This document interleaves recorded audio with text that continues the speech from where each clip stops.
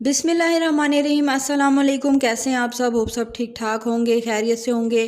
प्यारे प्यारे बच्चों के लिए मेरी ढेर सारी दुआएं, मेरा सारा प्यार। सर्दियां आ गई हैं। मुझे सहर अदनान का मैसेज आया और बहुत ज़्यादा मैसेजेस रिसीव हो रहे हैं कि आप ही हमारे बच्चों को जो है खांसी का मसला हो रहा है, चेस्ट का मसला हो रहा है, खर खर की आवाज़ें आ रही हैं चेस्ट से। तो सहर अदनान ने ये भी पूछा है कि आप ही क्या हम देसी अंडे की जो जर्दी होती है कच्ची, वो हम बच्चों को दे सकते हैं? तो सहर देखें, बच्चों की का इम्यून सिस्टम जो होता है ना, वो बहुत ज़्यादा कमज़ोर होता है।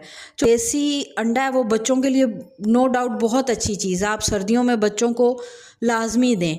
लेकिन अगर आप कच्चे कच्चे अंडे की, देसी अंडे की या वलैती अंडे की कच्ची जर्दी आप बच्चों को देते हैं ना, तो वो बच्चों के लिए फ़ायदे के बजाय नुकसान देती है। उसकी वजह ये होती है कि बच्चों का जो इम्यून सिस्टम होता है वो बड़ों की तरह डेवलप नहीं हुआ होता।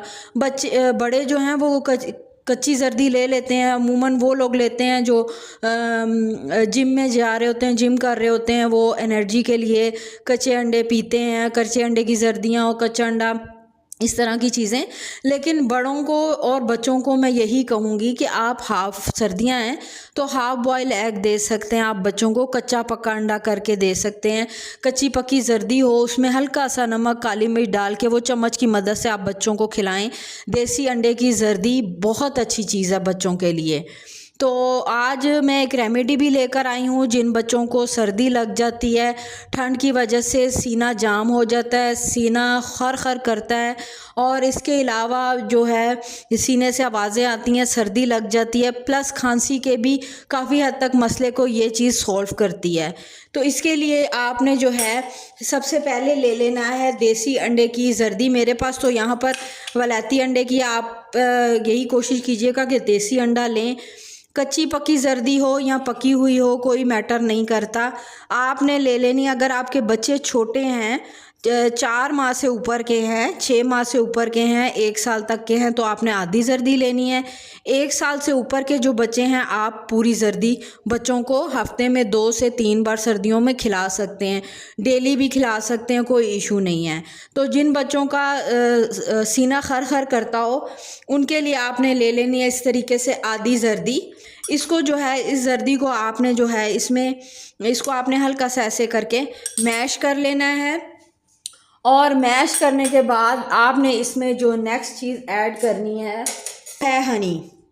हनी आपने ऐड करना है, जो भी आपके पास अवेलेबल हो आपने इसमें हनी ऐड कर लेना है। तो बेसिकली ये आपने इसकी एक पेस्ट सी बनानी है।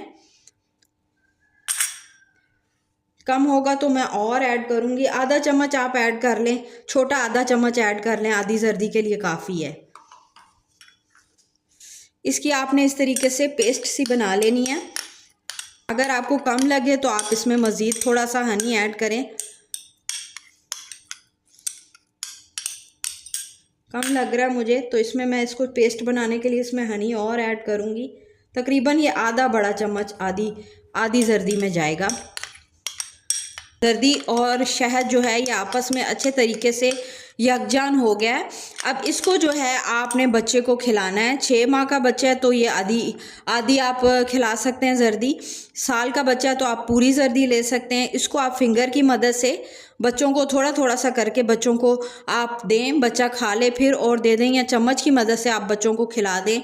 सुबह निहार मुँह खिलाएं, सोने से पहले खिलाएं। वो बच्चे जिनका सीना जाम हो चुका है सर्दी की वजह से, खर खर की आवाज़ें आती हैं, उनकी छाती खड़कती है और बाकायदा वो सांस लेते हैं तो माँ को महसूस होता है कि बच्चों की छाती से आवाज़ें आ रही हैं खर खर की, प्लस खांसी भी है, तो ये चीज़ उसको क्योर करती है। ये आप हफ्ते में 2 से 3 बार बच्चों को दे सकते हैं और इसका कोई भी साइड इफ़ेक्ट नहीं है। ये बच्चों को सर्दी से बचाती है, प्लस सीने के, चेस्ट इन्फेक्शन के जितने भी मसले हैं उनको क्योर करती है। तो ज़रूर ये बनाकर बच्चों को दें जिन बच्चों के सीने के मसाइल चल रहे हैं, सीना खर खर हो रहा है, छाती जाम हुई पड़ी है। मेरी वीडियोस अच्छी लगें तो ज़रूर लाइक और शेयर कर दिया करें। मुझे दे इजाज़त, मिलती हूँ नेक्स्ट वीडियो में। टिल देन अल्लाह हाफिज़।